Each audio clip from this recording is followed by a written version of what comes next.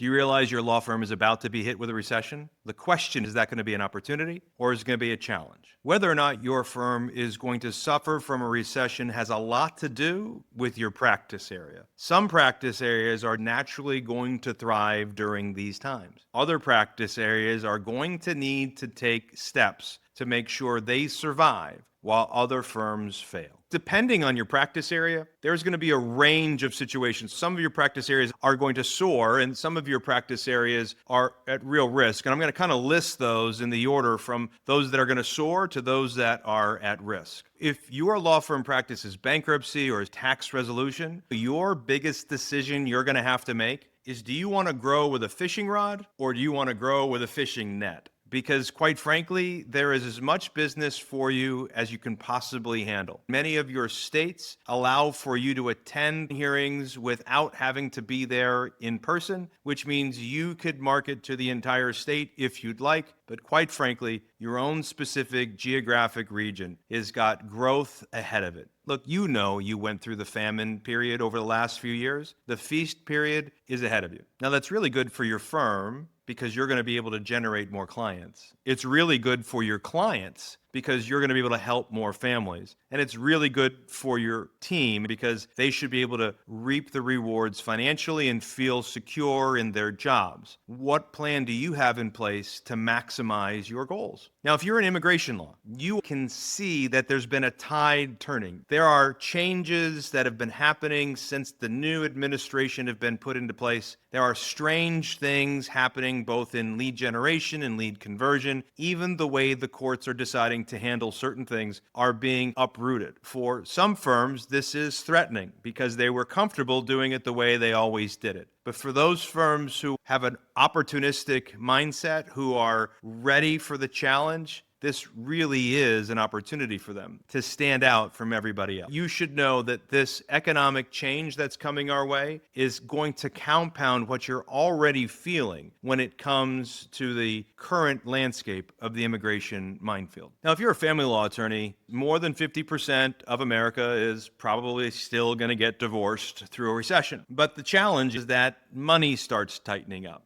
We get some contraction in asset values, possibly in real assets like real estate values and cash values. We also get a general feeling that people want to spend less. Sometimes people have lost their jobs as the unemployment rate goes up, and so there's less money available. So you're going to have to take certain steps to ensure that you convert. Now, if you want a family law firm or a criminal law firm, you're going to need to pay attention to what we call economic contraction or scarcity of cash. Some of that scarcity of cash is real and some of it is imagined. And so there's some defense mechanisms you're going to have to take. Some people will have lost their jobs. Some assets will reduce in value. So we'll have some contraction in asset value or some retraction in liquidity, equity in their homes. And then there's the imagined area where it's out of fear. Because of what's going on, they're less likely to spend the money they were more willing to spend just 6 months to a year ago. You're going to need to take some steps to put yourself in a position to win as this contraction takes place. You'll still likely have the same number of family law cases and the same number of criminal cases, maybe more, because a recession starts to expose a lot of the nerves that people are working on in a family law situation. It causes people to sometimes make dumb decisions and end up in a criminal situation. And so you might end up with more cases, but it's the cash available to pay you that's the real challenge. And so you have to take necessary steps to ensure that you capture that cash. Certainly there are many other practice areas, but the last one I want to talk about today is estate planning. And I would tell you that this is the practice area that is most at risk. Now, look, I could be wrong about this. It's possible that the next recession that comes doesn't affect you the way that other recessions have affected the estate planning world. When I was building a bankruptcy firm, we were booming in late 2008, 2009, 10, 11, 12, in that range. And you could just catch as many cases as you wanted to market for. estate planners were going like this, and they were really struggling. During the pandemic, that changed a little bit. There was this little micro recession, but because people were thinking about their mortality, they were actually thinking about doing more estate planning. And then finally, the reasons why people do estate planning are what? People get divorced, they get married, somebody is born, somebody dies, they move, right? All of those things were happening somewhat in mass during the pandemic, so it was triggering a lot of thoughts about estate planning. As the economy contracts, there's going to be less people moving. Even if they get money for their house, there's still going to be people that get divorced, and so that's going to cause an issue. People are still going to die, and people are still going to be born, but frankly, less people are being born now than ever, in the United States especially. So what is it that's going to trigger this for them? Economic wealth is another one that does it for them, but we're going to have this contraction. My experience tells me that estate planning attorneys are going to need to pay attention to the fundamentals if they're going to stand out amongst their peers. You should be on the lookout for a decrease in some key areas. And if your geographic region is affected, you're going to have to take some steps to avoid having it affect you to the point where you're taking losses every month. There are a few things that you're going to need to do in order to protect yourself or maximize how much your business will thrive based on your practice area. Now, regardless of whether you're maximizing how much you thrive or protecting your firm, the steps I'm about to list are the same. So the first thing you have to make sure you do during this time more than ever is that you know your numbers. If I was sitting across from you kneecap to kneecap at your office and we were talking about how to fix your practice to protect it against the coming recession or to maximize the performance of the coming recession, what we would need to do, we would need to know your numbers. You are a business owner, and so I do need you to understand some basic arithmetic, right? When we talk about lead generation, whether you're using an agency or you built your own in-house agency or you're doing things yourself, it doesn't matter. You need to understand what your cost per lead is, your CPL, right? How much is it costing you to make the phone ring per se? And phone ring means form fills that come in or chats that come in or emails that come in, as well as the phone ringing, right? How much does it cost you?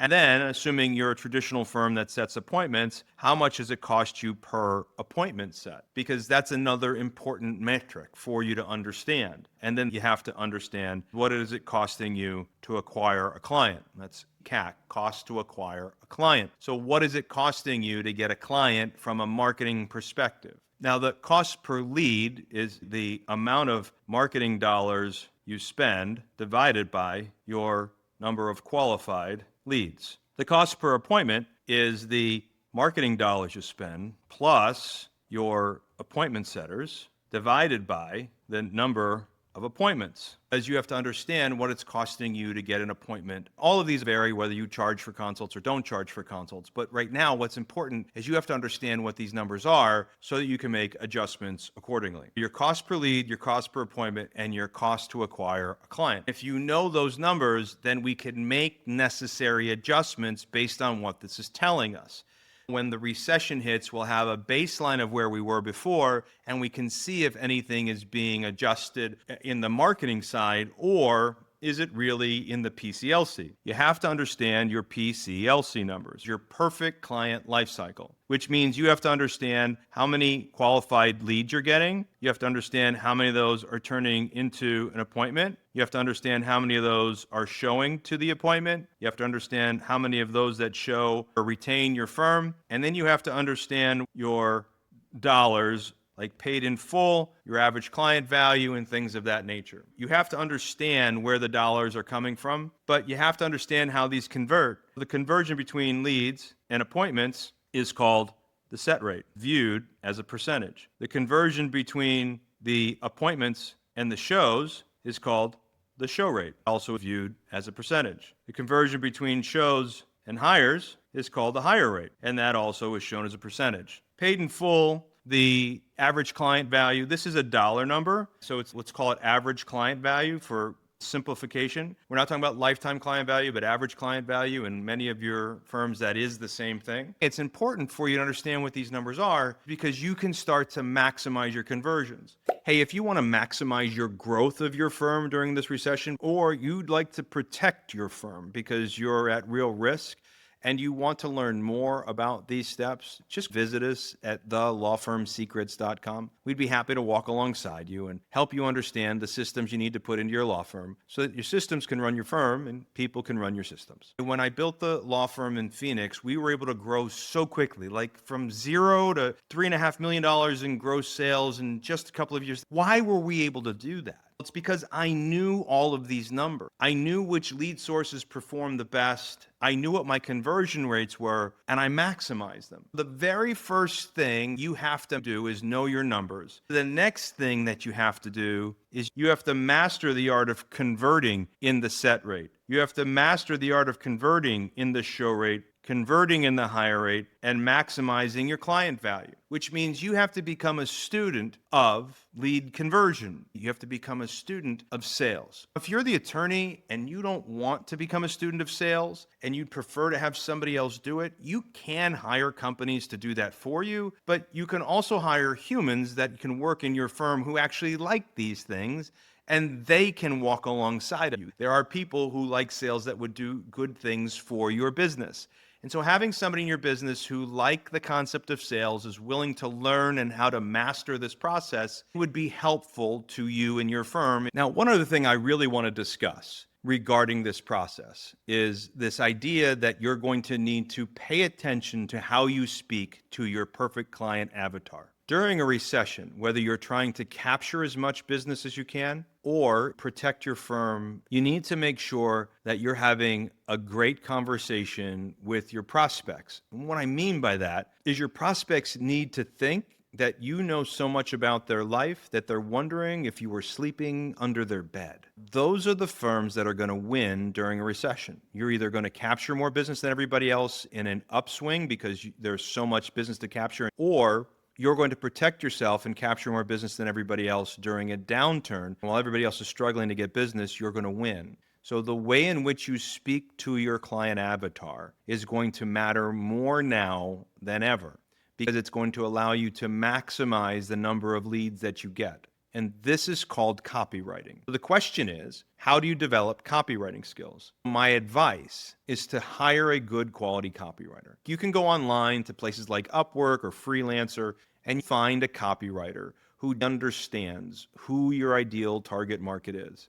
And you tell them who you love to do business with. Are they male, female? How old are they? Are they a certain race or ethnicity? Who is a perfect client for you? What is their job? Or when did they lose their job? How much money do they have? Or how much debt do they have? What is it that they're struggling with right now? What is it that makes them the perfect client for you? All of these things, we call them psychographics and demographics, make up who your perfect avatar is. If you can start to hone in on who that is and give that information to a copywriter, they can take that information and put it into a story format and start speaking very clearly to that person.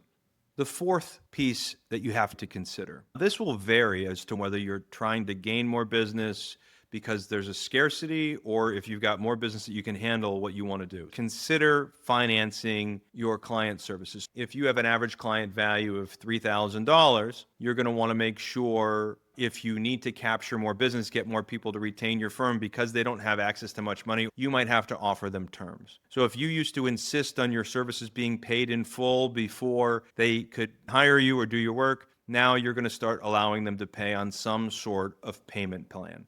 And if you get them paying on a payment plan, we're going to increase the amount of people who say yes to you during the initial consultation. So if you're in estate planning, you can start financing the deal for people. If you normally took half down now and half down in 30 days, you could consider offering payment plans over 3 months, 4 months, 6 months. The question is the number of people who stick you for the balance owed compared to the number of people that retained your firm because you allowed these terms to exist. Would that equal a net gain better? And the answer is, if you're going to do that, you need to make sure you have somebody in your firm that's managing your in-house collections or accounts receivable. And so that requires a system and work. The good news is if you don't like doing it, there are people in this world who come from the collections world, who come from accounts receivable, and they have a reasonable understanding of how to actually do this, and they like doing it. In Partners Club, we teach a step-by-step system that you need to go through to manage that process. But what you're looking for is, if you're going to do this, you have to have the who. Now, on the other side of this conversation, for those of you who say that you're in bankruptcy or you're in tax resolution, there's so much business out there, you can actually go in the opposite direction. If you used to offer lengthy terms, this is an opportunity for you to contract your terms. If you used to let people pay over a year or 9 months or 6 months, you might be able to shrink that simply because there are more clients available to you. So if you want to limit bad clients and maximize the good clients, one of the ways to do that is to contract the amount of payments you will allow them to make on their case. If you've got a great accounts receivable or collections team in your firm already, you may not need to do that because you have a realization rate. What is a realization rate? That means as a percentage of how much you bill, what do you collect, right? So if you bill $100,000, do you collect $70,000? Do you collect $95,000? Tax resolution gets really close to 95%. Bankruptcy oftentimes is somewhere really good firms between 85 and 90%. Rarely do I see bankruptcy firms that are growing rapidly crest over the 90% mark just because the nature of the people that you deal with. But oftentimes I see bankruptcy firms that are collecting less than 85, 80, 75, even 70%. And that causes real problems. You have to make sure you have a really good accounts receivable team. You can consider whether you need to offer terms that you didn't offer before for family law, criminal, or estate planning. You can decide whether you're going to contract your terms if you want to get a higher quality client because there's more demand than there is supply for those that bill hourly and have a retainer. What I would not do is I don't recommend offering terms on the retainer. You'll get people who will take you up on it, and your hire rate will go up. But let's say that you're a family law firm that has an average case value of $11,000, and you require a retainer of $3,000, and you bill at $500 an hour. You probably bill closer to $350 or $400 an hour, but I'm giving you credit. Regardless, there's 6, 7, 8 hours available there of billing. If you let them pay in terms, and they have to pay that retainer over time, chances are pretty good you're going to get upside down in that case. I actually recommend you don't extend terms. You'll get more people to retain you, but I think you're going to find yourself upside down more often than you'd like. I really do like it for flat fee type firms. In those cases, offering terms actually makes a lot of sense for a multitude of reasons. The fifth item we want to talk about is micromanaging the client experience. What does that mean? This is how you think about all of the touch points where your clients come in communication with you. From the very first moment they see your ad, to when they pick up the phone and call you, to how the phone is answered, to the emails and text messages they receive, to way they're communicated with by phone to remind them about their appointment, to make sure that if they're coming in person or virtually, whether it be on Zoom or on the phone, how they are treated and the instructions they're given. If they are coming in person, is there a parking space for them? And how do we make sure they have directions into the building? From there, once they come into the building, how are they directed, and do we have their name somewhere? If they were coming on Zoom, do we stop and just make sure there's a sign that says welcome Richard or welcome Brian or whomever you're talking to, so they feel like they're welcome, because people love to see their name. If you were in person, do you go as far as making Otis Spunkmeyer cookies? That's what we did in the law firm that we built in Phoenix. It was before Zoom and virtual appointments. We really wanted to make people feel at home, and we wanted to cover as many of the senses as we possibly could. What did they hear? What did they see? What did it feel like in the office, both in a feeling as well as what did the furniture feel like? Was it new and upkept? Ultimately, what did they smell and what did they taste with the cookies? And so we made sure we micromanaged the entire experience. And then during the initial consultation, we took meticulous care to pay attention to every detail, because every detail mattered. I remember the firm I built in Phoenix, I wanted to capture as much business as fast as I possibly could. We were in an up market, and I wanted to separate us from everybody else. Micromanaging the client experience is what allowed us to do that. When I have firms that are struggling during a down market, they too have to use micromanaging of the client experience to separate themselves, to capture more business than they would ordinarily. That helps position them differently than their competition because there's a scarcity of business all of a sudden. Micromanaging the client experience pays attention to everything up until the sale, and then it pays attention to how we get paid and how do we collect, keep in touch with them, build relationships, onboard the client into the process, work the case, and communicate with the client through the case. And so all of this is important. We should micromanage the client experience until the case is closed, which includes, if you're an immigration firm, are you bringing them in and celebrating their immigration process? If you're a bankruptcy firm, are you celebrating that they got their discharge? If you're a family law firm, what are you doing to wrap up the case to make the family understand that you get them? If you're an estate planning firm, are you celebrating the fact that their plans are now in order? How do you present them their files? Is it simply a blue binder? Do you just email it to them? Or do you make delivery special? And so what way can you make your firm stand out from everybody else? Remember, we want to transform the people walking into your office from saying, why should I do business with you, to, will you take my case? Okay, so I want to give you one more bonus that I want you to think about. This bonus that I'm going to discuss is what I call never stop marketing, NSM. During the pandemic, we actually thought that bankruptcies were going to be on the rise. We didn't expect the government to save as many people as they did. We were teaching our clients to keep their foot on the gas, and many of them did. As many of you can imagine, there wasn't as many bankruptcies to be had because courts were closed, debt wasn't being collected, repos weren't happening, garnishments weren't happening. There was relief everywhere. But there still were bankruptcies happening. So what did our clients do? They took their budget and expanded it throughout the state because they were able to go virtual. They captured much smaller pieces of a much larger pie, which allowed their revenue to stabilize, if not grow. As they grew, they never took their foot off the gas of marketing. Maybe they cut it back a little, maybe they altered it, but a lot of firms, the first thing they do when times get tough is they turn off the marketing. Here's the problem. In most of your law firms, the marketing is the gas that keeps everything going. That new client attraction pipeline, advertising, generate leads, put them through the PCLC. That first step of advertising and marketing is essential. Why? Because if you stop advertising and you don't have enough referrals to bring you in business, your payment pipeline and your cash flow pipeline is going to dry up. You might have a 3-month, a 6-month, a 9-month, a 12-month, an 18-month, whatever it is, pipeline based on how long it takes you to get paid. At some point, the cash will dry up and you'll wake up one day wondering you don't have any money in the bank.